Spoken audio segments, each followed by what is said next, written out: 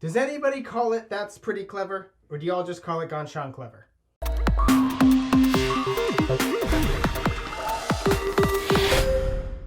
Ganz Schon Clever is a roll and write game where you'll be drafting dice to write on your sheet to score points. But first you roll the dice. Yeah, you get a roll them, and then you draft them, and then you write them.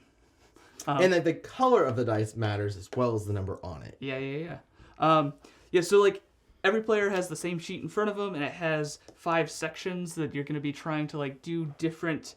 Like every section for every color has like a slightly different way it scores points, and so you're going to roll the dice as the active player. You're going to take one of those dice, and then you're going to mark it off on your sheet based on the color and the number. And then you're going to roll again and draft one of those dice, and then roll again and draft one of those dice, and whenever you do roll, you always lose whatever's lower than what you took, because there are a lot of areas where you want high numbers. Yes. But if you take high numbers, then you start losing all these other dice. Yeah, so then you don't have as much to reroll, and you don't have as much choices for your 3 picks. Like you could end up just getting 2 picks out of it, or 1 pick if you're like, oh, I really need this dice, but that'd be silly. So like ideally you just roll, and it's like all 6s every time. Yeah. Every roll all 6s, and that is pretty clever. But hang on, so this was obviously originally in Germany, and then the reprint, and I think I guess because it has a lot of name recognition of Ganz Schon Clever, but they put the English name underneath it. It would have been more sense. Hey, if we're going to put this in English, we'll put That's Pretty Clever, and then Ganz Schon Clever in quotes, in parentheses underneath it, just in case you're like, yeah, it's that game from Germany. But I wonder if that's a bit of like if you speak German, you can let me know, is that like a weird translation? Because pretty kind of, it feels like it has a couple meanings, because is pretty like, that's pretty clever, like, wow, that's quite good, like, and a positive, but it could also be negative too. It could be like, yeah, you're pretty dumb, man. That's pretty clever, but... Yeah, that's pretty clever. So I always thought, like, that's so clever. Wouldn't that have been a better translation? I mean, I don't know what that word is, but I feel like that's, in this sentence, that's pretty clever. They mean it like, that's so clever. You know what I mean? You know what? I'll stop talking. So that's the review of the name of the game. Now that we reviewed the name, we'll talk about the gameplay. I definitely love roll and writes that include drafting. There's quite a few roll and writes out there nowadays. It seems like 2019 is gonna, and I think this is 2018, but this right now is like the era of the roll and write. We're seeing so many companies trying to like take their popular games and turn them into roll and writes, or everyone's trying to like get a roll and write and put it on the shelves because they are like the current hit. And I think it deserves that. I think that roll and writes are awesome. And I really like roll and writes that include drafting, because I've played a lot of them that it's kind of like we're all playing a solo game. Like, all right, here's the dice pool. We all get to use that dice pool.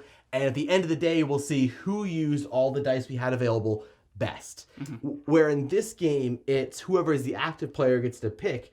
And they can hate draft a little bit of like, oh, I want to take this one because if I don't take it, they'll all get access to it. But if I take it, it might block me here, or I might lose the ability to get this other die that I do really want. So it creates some really clever decisions that you have to make. Right, and specifically, it's the way that you draft. Because in like lots of other times, it's just, I want to take this because I don't want you to have it. Mm-hmm. Here, it's saying, I don't want to take this because I'm going to lose this to you. It's like, the way that, like, if you draft correctly, you'll get 3 dice every time. Mm-hmm. But you could draft poorly and have less than 3 dice. Like, I don't know. It's more than a draft, I think. I think that area is more than a draft. Yeah. Mm-hmm. Because you're giving at least 3 dice to be used, but it could be more. And, like, it's... Yeah. And then it's like an advanced draft. Yeah, because it's not like a passing draft where, like, I get this dice, which one do you want? It's different, but it has to fit in that box of, it's a draft game, like, you're drafting. After you start getting boxes checked off and stuff, you unlock different rows and columns, and, you know, if you get to certain points, you unlock points, and you unlock the special abilities of rerolls and the +1 selection of a dice. So, like, those 2 things really ramp it up as you get later in the game, where you're like, okay, I don't like what I rolled, I'm going to re-roll, I just use one of my re-rolls, or, you know, after all the dice are said and done for that draft, I'm going to, you know, I get to use one here, but I'm also going to use another one of them. Yeah, all the special abilities and combos is definitely the most fun part about this Mm-hmm. because there's like, okay, I can put a number here, which will give me this bonus, which will let me put this here, which will give me that bonus, which will let me put that there. That thing, you can be looking at your options and say, every one of these will let me do a chain. What's the best chain? What's the best combo I can do? And I think that is one of my favorite parts, that there is so much comboing that you almost get like combo fatigue of like, you'll be like, this will let me do that, which lets me do that, which lets me do that, which lets me do that. But that one will let me do, oh crap, I don't even remember what the first train was now. Now I have to remember this. It's pretty clever. I will say, I don't know if it has quite as much comboing as Fleet the Dice game, but it definitely has a ton. I think Fleet, you can combo more often. Here, you can combo longer. Yeah. I get that. Yeah. I also really like the foxes in this game because when you unlock the foxes, it lets you score your lowest scoring area multiple times. And if you're not like remembering that, you could be like, oh, I have 5 foxes. They're each worth 3 points. Yeah, or if you're playing really well, you're like, I have 5 foxes. They're each worth 15 points. So like things like that make it so that you want to kind of keep everything somewhat even, and you can't just like, well, forget green. Green sucks. I hate green. I'm never taking green. But with the foxes, you definitely don't want to do things like that. I feel like green is the hardest one, though. But, dude, every time I play, I always think I went for the wrong color. I'm like, I neglected yellow. I should go for yellow. Then I'm like, I neglected purple. I should go for purple. I neglected green. I should go for green.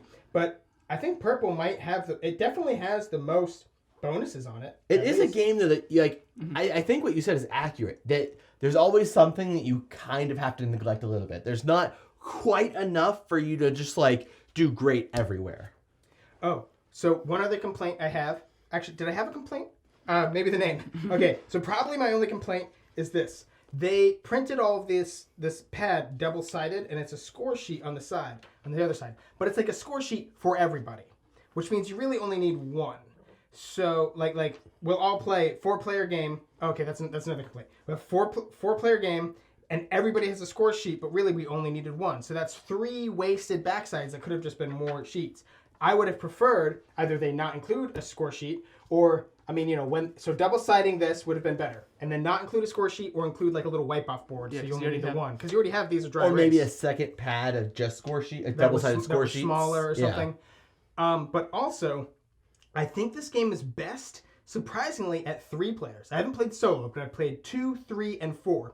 And in a 4-player game, you only do 4 rounds, but there's 4 players, so 4 times 4 is 16. In a 3-player game, you have 5 rounds. 3 times 5 is 15. Oh, you have 1 fewer turn, but not really, because in a 3-player game, you have more of your turns, right? And that is really what you want. Passive turns, you could even have a passive turn where you don't get to take anything because all they gave you is stuff that you're locked out on and you can't have. And a 2-player game is a little bit too salty, too cutthroat, because all I'm thinking about is rolling what do I not want you to have versus whenever it's what do I not want y'all to have, it's a lot less, directly in your face. Yeah. I honestly don't really have any complaints about this game. I think that this is one of the best roll and writes I've ever played. I do still think it's like right below Fleet the Dice game for me. But I think that I like the fact that Fleet the Dice game has a little bit of theme to it where this is just straight abstract. And it has like 2-player boards. It just feels like there's so much going on. I think there's times when this is my favorite and times when Fleet's my favorite. That's fair. Like if you want a quick roll and write, good. If you want a quick roll and write, this is way quicker than Fleet. Yeah, and it's easier to teach. Yeah, But really, this is an amazing game. If you haven't played a roll and write, this is a great game. If you like roll and writes, you probably already have this game because, like, at this point, this is the roll and write game. Roll good and you'll do good. There's nothing really to add. Roll and writes are awesome. This is a very clever implementation of roll and writes. Like all the combos and stuff just work really well. You should have this one if you don't already have it. We'll have a link in the description box down below where you can get yourself a copy. And hey, while you're down there, don't forget to subscribe to our channel so you will never be bored.